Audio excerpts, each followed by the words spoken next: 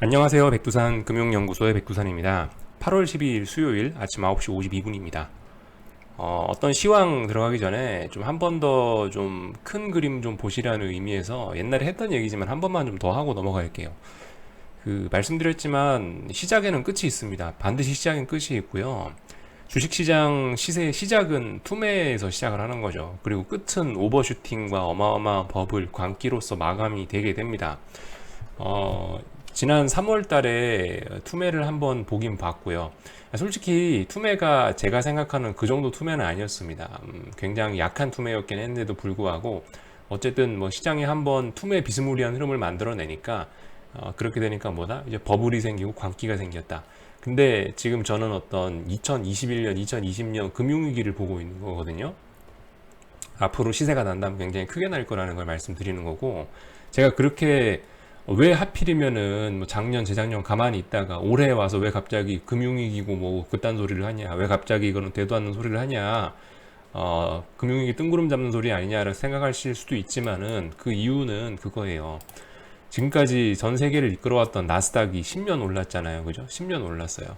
큰 틀에서 봐도 똑같은 겁니다. 큰 틀에서 봐도 2008년에 투매가 나왔잖아요. 누가 봐도 투매라고 인정할 수밖에 없는 어마어마한 폭락이 나왔고요. 투매에서 시작한 증시는 차분함을 유지하면서 볼린저 밴드 이 폭 작은 거 보이시죠? 예, 볼린저 밴드 폭이 작은 게 보여요. 여기 이 구간 작죠? 여기 조금 넓어졌죠? 그러니까 어쨌든 투매에서 시작한 거는 차분하게 오르다가 마지막에 이렇게 화려하게 오버슈팅과 광기가 나오면 끝나는 겁니다. 이게 월봉에서 드디어 제가 지금까지 이런 구간에선 절대 지금까지 나스닥 과열이다 버블이라고 말씀드린 적이 없습니다만 최근 들어서 이제 나스닥 버블이라고 말씀드리는데 그렇게 된 이유가 어쨌든 이런 거죠.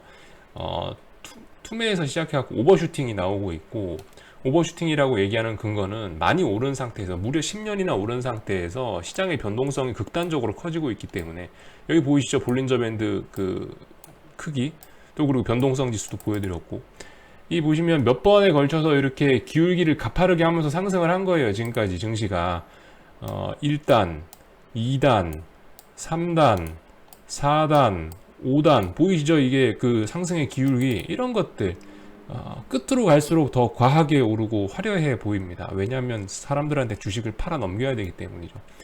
이게 하필이면 월봉상으로 봐도 투매에서 시작해갖고 어마어마한 지금 이 버블이 나타나고 있고, 심지어 볼린저 밴드 바깥에서 지금 지가 쇼를 하고 있기 때문에 월봉상 볼린저 밴드 바깥으로 나간 거는 역사적으로 3번밖에 안 돼요. 나스닥 지수 역사적으로 2000년 이후에. 어쨌든 그래서 이래서 지금 이제 너무 과했기 때문에 이제는 여기서는 이제 10년간 오른 끝이다. 그래서 금융위기가 올 가능성이 높다라고 어쨌든 제가 주장을 하고 있는 것입니다.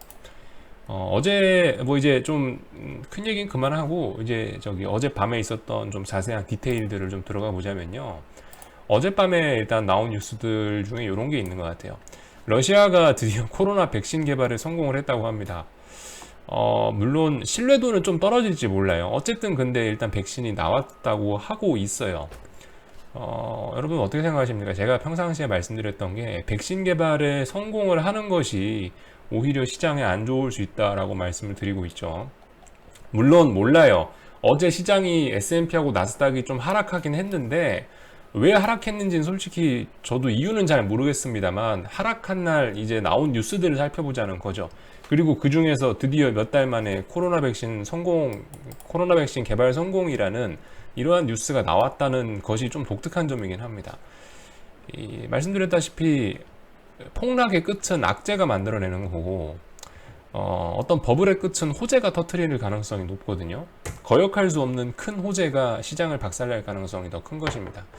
지금까지 기다려왔던 백신이 나왔다고 한다면은 어쨌든 뭐 진위 여부와 상관없이 일단 재료는 노출된 거죠. 일단 주식은 꿈을 먹고 자라는데 꿈이 사라지고 현실로 다가왔다는 거죠. 드디어 일단 이렇게도 하나 볼 수 있을 것 같고, 또 그리고 어젯밤에 요런 뉴스도 좀 하나 보셔야 될 것 같아요. 그러니까 어젯밤에 주식이 좀 빠지긴 빠졌는데 어쨌든 이날 나온 뉴스들이 좀 복합적으로 작용을 하긴 했겠죠.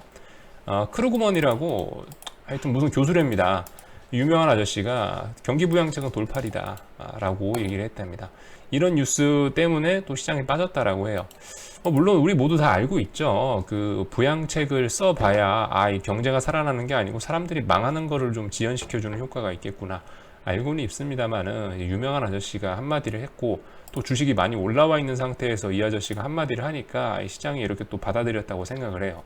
일부 기사에서는 뭐 크루그먼 아저씨의 뭐 이런 말로 뭐 이런 걸로 인해서 부양책에 의한 뭐 어떤 기대감이 아예 사라졌다라고 평가를 하는 데도 있긴 있는데 솔직히 어떻게 해석해야 될지는 잘 모르겠습니다.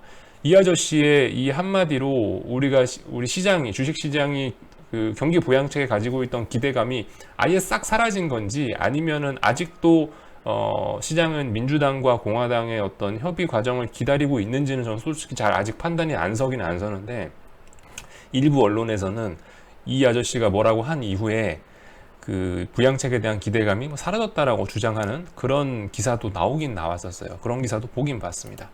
아무튼 어제 이런 뉴스들이 좀 시장을 좀 본격적으로 끌어내렸다고 할 수가 있겠습니다. 이런 뉴스들이 어제 나오면서 어쨌든 시장이 빠졌다. 그리고 어제의 좀 독특한 특징이라고 한다면은 말씀드렸다시피 달러가 요즘에 상당히 중요한 건데요. 달러 한번 살펴보도록 하겠습니다. 달러 인덱스 DXY 잠깐만요. 네, 달러 인덱스 여기 있죠. 자, 달러 인덱스가 어제 아래 꼬리 달고 쭉 올라왔어요. 그러면 이게 무슨 전 솔직히 별로 이렇게 기대는 안 했거든요. 어젯밤에 설마 달러가 또 상승할까? 왜냐면은 말씀드렸다시피 여기 박스권의 가능성이 좀 높아 보여서 박스권 어디가 저점이라고 잡아야 될지 잘 모르겠지만 대충 이 정도 잡겠습니다.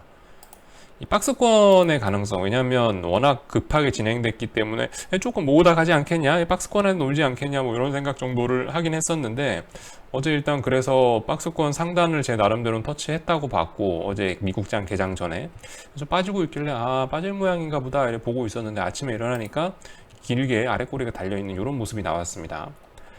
이 모습이 지금 언제하고 비슷하냐라고 생각이 되냐면요, 우리 나스닥 지수 한번 봅시다. 제가 저기 나스닥 인버스에 베팅한 날이 7월 마지막 날이죠. 여러분들 기억하실 거예요. 7월 마지막 날에 제가 이 시초가에다 인버스를 베팅했습니다. 이날 이제 중요한 게 뭐였냐면 여기에 있는 이 정고점을 넘어가느냐 마느냐가 어떤 핵심적인 날이었죠. 7월 마지막 날에. 그러니까 이것도 사실 이날 박스권이었던 거예요. 이런 식으로 박스권이라고 볼 수가 있는 날이었습니다. 뭐 조금 정확하게 얘기하면 이렇게 박스권이라고 볼 수가 있었는데 이날 고점을 넘어가는 자리에서는 넘어가려고 한다면 반드시 양봉이 나오고 이렇게 아랫골이 달렸어야 되겠죠. 전 아랫골이 안 달린다라고 생각하고 음봉 나올 거라 생각하고 여기서 인버스를 붙잡았었는데 아랫골이 달고 올라오니까 어떻게 됐다? 다음날 이렇게 한 4거래일 5거래일 더 올랐다라는 이런 결과가 나왔죠. 이 비슷한 그림이 달러에서 지금 나오고 있다는 겁니다. 어떤 저항이었잖아요. 이 저항에서 확 밀렸어야 될 자리에서 일단 아랫골이 길게 달았다는 점이 조금 심상치가 않긴 하네요. 어쩌면 이 길을 받아서 뭐 바로 위쪽으로 이렇게 또 상승을 하려는지 모르겠습니다. 참고로 지금 달러 인덱스 같은 경우 지금 보시면 본격적으로 이제 폭락이 나오기 시작한 지가 대충 한 여기 96에서 요 구간인 것 같아요. 나머지 박스는 좀 지워버리고 혼란스러우니까. 대충 보시면은 한 95, 96부터 해서 93까지는 그냥 주르륵 폭락입니다. 주르륵 폭락. 이 자리는 쉽게 말해서 어떤 매물대가 없다라고 보시면 돼요. 이 자리 제가 차트는 잘 확인해 보지 않았지만 이런 식으로 나오면 보통 거래량도 없고 어떤 매물대도 없이 주르륵 밀렸다라고 볼 수가 있는데 기울기나 이런 걸 봐서는. 근데 그렇다면은 만약에 지금 이 박스권의 상단을 돌파 안착 한다면은 지금 여기 박스 쳐놓은 이 자리 96까지는 주르륵 올라갈 수도 있다라는 거죠. 비슷한 예를 말씀드리자면 뭐 예를 들면 뭐 유가 같은 거 3월 달에 이런 자리에 말씀드릴 수가 있겠죠. 주르륵 밀린 자리는 주르륵 올라올 수 있다. 그죠? 여기서부터 여기 특히 개파락했던 유가 여기 개파락했던 자리 얼마예요? 한 44에서 한 34 이 자리 구간 빠질 때 훅 빠지더니 올라올 때도 주르륵 올라왔죠. 이런 모습들 달러에서도 충분히 나타날 수 있다라는 점을 좀 말씀을 드리도록 하겠습니다. 그래서 어제 그 결과적으로 저는 어떻게 될지 잘 몰랐는데 아침에 일어나니까 골드도 좀 폭락을 해 있고요. 그리고 금리가 많이 올랐죠. 어제 그 채권에서 돈이 와장창 빠져나왔습니다. 채권에 돈이 와장창 빠져나왔고, 또 그리고 유로화는 당연히 윗꼬리가 쭉 달리고 이렇게 마감을 했고, 여러분들 생각보다 급하게 진행될 수도 있겠다라는 생각 하셔야 될 것 같아요. 달러의 움직임이 생각보다 어제 급하게 나왔기 때문에 달러가 급하게 올라오면 또 시장은 급하게 자빠질 수도 있거든요. 이런 점들 좀 일단 주목을 해 놓으셔야 될 것 같고, 네, 지금 제가 어젯밤 영상 녹화하면서 제가 지금 용어가 정확하게 잘 기억이 안 나갖고 제가 대충 얘기를 했던 것 같은데, 이 정확하게 얘기하면 상승 쐐기형 패턴이죠. 어제 뭐 삼각 쐐기형 패턴 이런 식으로 얘기를 했는데, 정확하게 해보면 저기 상승 쐐기형이죠. 이건 상승하고 있는 고점과 저점이 올라가는 상승하는 과정에서 만들어낸 쐐기형이니까 상승 쐐기형이라고 구글에 쳐보세요. 그럼 전형적인 어떤 하락 전환형 패턴이라고 나오긴 나오는데, 어쨌든 어제 음봉이 나왔는데, 그렇다고 해서 이게 막 추세 전환이다, 와 대박이다, 이렇게 아직 그러시지는 말라는 거죠. 추세가 전환되려면은 시간이 좀 걸리기 마련입니다. 지금까지 물론 이런 폭락 같은 경우는 말도 안 되는 장대 양봉 하나로 추세를 되돌리는 일도 가능하지만은, 하락 같은 경우는 이거는 분위기가 공포하고 여긴 욕심이잖아요. 여긴 공포고 여긴 욕심이고, S&P인데 이 욕심 같은 경우는 좀 이제 보통 서서히 사그라드는 경향이 있으니까, 어떤 뭐 눈에 띄는 악재가 팍 나온 것도 아니고, 그렇기 때문에 아직 뭐 추세 전환이다 이런 얘기는 하지 마시고요. 그런 얘기는 좀 빠른 것 같아요. 그런 얘기는 빠른 것 같고, 그러니까 일단 조금 더 시장은 지켜봐야 되는 겁니다. 그리고 심리적으로 여러분들 막 양봉 하나 나왔다고 아이고 이러고 음봉 하나 나왔다고 막 좋아가지고 그러시지 마시고, 이게 일희일비 할 게 아니에요. 앞으로 갈 길이 멀어요. 말씀드렸다시피 저는 제 생각엔 올해 인버스 팔 일이 없다라고 생각을 합니다. 아마 내년에 인버스 팔 일이 있지 않을까 싶은데요. 말씀드렸죠, 아까 영상 초반에 시작이 있으면 끝이 있다고. 투매에서 시작해서 오버슈팅으로 끝나는데, 이제서야 인버스의 투매가 막 한국장 같은 경우 이제서야 인버스의 투매가 막 떨어지고 있는 거기 때문에 오버슈팅 나올 때까지 기다려야 될 거 아니에요. 또 우리 시세 끝까지 다 빨아먹을 생각 아닙니까? 그죠? 이거 인버스 1% 2% 먹자고 들어온 거 아니죠. 끝까지 빨아먹으려면 오래 기다려야 된다는 거죠. 그래서 너무 저런 거 봉 하나에 막 슬퍼할 것도 기뻐할 것도 없다. 오늘 밤에 또 양봉 나오면 또 어떡할 거예요, 그런 거죠. 그냥 있는 그대로 차분하게 지켜보시면 좋을 것 같고, 어쨌든 어디 음봉이 나와봐야 어쨌든 아직도 이 상승 쐐기형 요 안에 갇혀 있는 거고요. 상승 쐐기형 안에 갇혀 있는 거고, 아직 추세선을 뭐 어떤 본격적으로 이탈한 것도 없고 중요한 자리를 깬 것도 없습니다. 단지 어제 양봉이 하나 나오긴 나왔어요. 음봉이 어제 하나 나오긴 나왔어요. S&P 음봉이 하나 나오긴 나왔고, 나스닥에도 음봉이 나오긴 나왔고, 만약에 이제 인버스를 뭐 어떻게 해보시겠다는 분이 계시다면은, 이제 여기 있는 뭐 어제의 시초가나 뭐 아니면 어제의 고가를 기준으로 해서 손절 라인 잡으시고, 이 인버스 한번 사볼까? 이렇게 하면은 되겠죠, 그죠? 여기 뭐 너무 큰 기대는 갖지 마시고 그냥 차분하게. 어쨌든 양봉이 나오면은 어떤 매매 기준이 없어버리니까, 인버스를 매매하는데 기준이 없어버리니까 뭐 할 게 없는 거고, 음봉이 나왔다 그럼 이제 인버스를 어떤 매집할 어떤 근거가 생긴 거겠죠. 이 음봉을 기준으로 해서 더 이상 어디를 넘어가지 못하면 이제 인버스를 매도한다, 뭐 이러한 이제 전략이 생길 수가 있으니까, 이제부터는 어제 나온 음봉을 기준으로 해서 뭔가 해볼 수는 있겠다라는 생각, 요 정도 하시면은 좀 건전할 것 같습니다. 그게 어제 변동성 지수 같은 경우는 말씀드렸다시피 이거는 하락세 기형이죠. 하락세 기형. 대략적으로 선을 그어 보면은 이게 참 대략적으로 뭐 선을 그어보면 이런 식으로 나올 겁니다. 그래서 이거 넘어가면 조심해야 된다라고 말씀드렸죠. 위에 있는 추세선을 넘어가서 안착하면 좀 주의해야 될 것이다. 일단 넘어갔어요. 어떻게 될런지는 일단 또 차분히 지켜봐야 되겠지만은, 이 하락세기형은 오히려 이제 상승으로 전환 가능성이 굉장히 높은 그런 패턴이고, 지금 보시면 이런 상승 쐐기형 같은 경우는 하락 전환의 가능성이 굉장히 높은 이런 패턴이다라는 거 일단 뭐 알아만 놓으시고 가셨으면 좋겠습니다. 일단 위쪽에 있는 이 저항을 돌파 안착을 하긴 했어요. 그렇지만 바로 연속적으로 시세를 줄지 어쩔지는 알 수가 없다라는 거. 뉴스 하나만 좀 쳐다보도록 하겠습니다. 연준에서 이제 그 연준에서 정크본드 매입해준다라는 소식에 이제는 미국 정크본드가 2%대로 올라갔다라고 하죠. 이게 약간 그런 거하고 비슷한 거예요. 이게 마지막에 가면 어떤 시세의 끝자락에 가면 불량주들, 우량주들은 이미 오를 대로 오르니까 더 이상 돈이 갈 데가 없으니까 이제 불량한 친구들까지 시세를 낸다라고 말씀드렸는데, 채권 중에서 건전한 게 미국 국채 이런 거겠죠. 안전한 친구들. 그리고 채권 시장 중에서 불량한 놈들이 정크본드 이런 거겠죠. 뭐 중소기업 채권 이런 것들. 그런 것들. 심지어 정크본드 금리가 연 2%대로 떨어졌다고 합니다.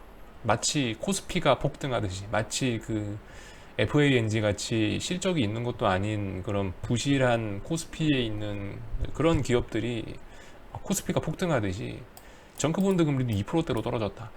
이런 것들 어떤 좀 중요한 사인이 아닐까라고 잘 보셔야 될 것 같아요. 더군다나 어젯밤에 뭐예요? 어젯밤에 10년물 채권 금리가 이렇게 급등하고 있는데, 이 와중에 미국 정크본드는 2%대라고, 이것도 약간 버블에 대한 가능성을 의심을 해봐야 된다는 겁니다. 미국 채권 시장에도 지금 버블이 어마어마하게 많이 껴져 있다라고 제가 지금 말씀드리고 있는 거고, 참, 그리고 요것도 한 번씩 좀 살펴보실 필요가 있을 것 같아요. 제가 요거는 저녁에 다루겠습니다. 지금 뭐 이미 오전에 좀 많이 떠들어서 저녁에 요건 얘기할게요. 무브 인덱스라고 저도 최근에 알았는데, 메릴 린치에서 발표한 채권 금리의 변동성 지수입니다. 채권 금리의 변동성 지수인데, 채권 시장이 최근에 너무 과열되다 보니까 채권 시장의 변동성이 이 지수 산출한 이래로 최저치에 와 있다라는 겁니다. 이게 뭐다? 금리가 언제든지 튀어서 난리가 날 수 있다라는 그런 가능성이 높다라는 겁니다. 이런 점도 좀 주목을 하셔야 될 것 같아요. 지금 그래서 이런 그 채권 변동성 지수가 폭락해갖고 연중이 아니고 이제 이 지수 산출 역사상 최저치에 와 있는 상황에서 달러와 이런 채권들이나 골드의 이런 움직임들이 나타난다는 것이 일단은 뭔가 머니 무브, 뭔가 큰 돈들이 움직이고 있구나라는 거를 좀 생각을 해봐야 되겠죠. 자, 아무튼 한국장 넘어왔습니다. 한국장은 어젯밤에 말씀드렸다시피 딱히 사실 드릴 말씀은 없네요. 오늘은 선물의 고점이 오늘 높아질 가능성도 있다라고 말씀을 드렸는데, 그러니까 아마도 어제 고점이 나오거나 아니면 오늘 고점이 나올 가능성이 높을 것 같습니다 라고 말씀을 드렸는데, 어제 미국 시장 분위기가 안 좋은 바람에 일단 오늘 고점을 더 이상 높이진 못할 것 같아요. 콜옵션은 고점 나왔을 가능성이 굉장히 높다라고 말씀드렸는데, 일단 콜옵션 같은 경우는 음봉 떨어지고 있고, 아무튼 근데 아직까지 옵션 만기주잖아요. 내일이 옵션 만기일이에요, 목요일이. 그렇기 때문에 아직 너무 막 어떤 폭락이나 이런 걸 기대하지 마시고, 아시다시피 아직까지 상승 추세에 있습니다. 상승 추세에 있어요. 상승 추세에 있기 때문에 너무 어떤 그런 걸 기대하지 마시고, 다만 이제 오늘 이렇게 양봉이 만약에 떠서 마감을 했잖아요. 오늘 양봉 떠서 마감하면은 이제 인버스 생각해 볼 수 있겠죠. 제가 며칠 전에 인버스 매수창 꺼낼만 하다라고 생각한 게 8월 6일, 7일 날쯤 그런 얘기 말씀드렸죠. 이제 인버스 매수창 한번 꺼내봐도 괜찮을 것 같아요. 이런 말씀 정도 드렸고, 하지만 아직 인버스 매수할 때는 아닌 것 같습니다. 말씀드렸고, 만약에 이제 오늘 음봉이 뜬다, 이제 이 음봉을 기준으로 해서 예를 들어서 이 음봉의 시초가를 넘어가면은 손절한다든가 이런 식으로 기준 잡을 수 있으니까, 오늘 만약 음봉이 나온다고 하면, 이렇게 마감한다고 하면은 이제 어떤 인버스 매수창을 이제 본격적으로 뭔가 클릭을 할 수 있는 그런 조건들이 나오게 되는 거겠죠. 그런 부분 생각하시면 될 것 같고, 변동성 지수도 슬슬 이렇게 상승하고 있네요. 그죠? 변동성 지수 살살 상승하고 있으니까 시장의 변동성이 커질 수 있다. 시장의 변동성이 위쪽으로 많이 커져 있고 위쪽으로 지쳤으면 방향은 아래쪽으로 나올 가능성 굉장히 높다. 말씀드렸다시피 버블이나 오버슈팅이 시장을 죽이는 거다. 언제까지 죽냐? 투매가 나올 때까지 죽는다. 이런 점을 생각해 보시면 어쨌든 좋을 것 같습니다. 이 기본으로 돌아가면 돼요. 너무 복잡한 생각할 거 없이 기본으로 돌아가면 되고, 풋옵션들이 이렇게 오늘 양봉 나오면은 괜찮은 모습이겠죠. 일단 좀 어느 정도 매수세가 나온다, 이 가능성이 있겠구나라고 생각하시면 될 것 같습니다. 어쨌든 길게 더 이상 얘기할 건 없는 것 같고요. 여기쯤에서 마치도록 하겠습니다. 궁금한 거는 리플 남겨주시고 또 저녁에 뵙도록 하겠습니다.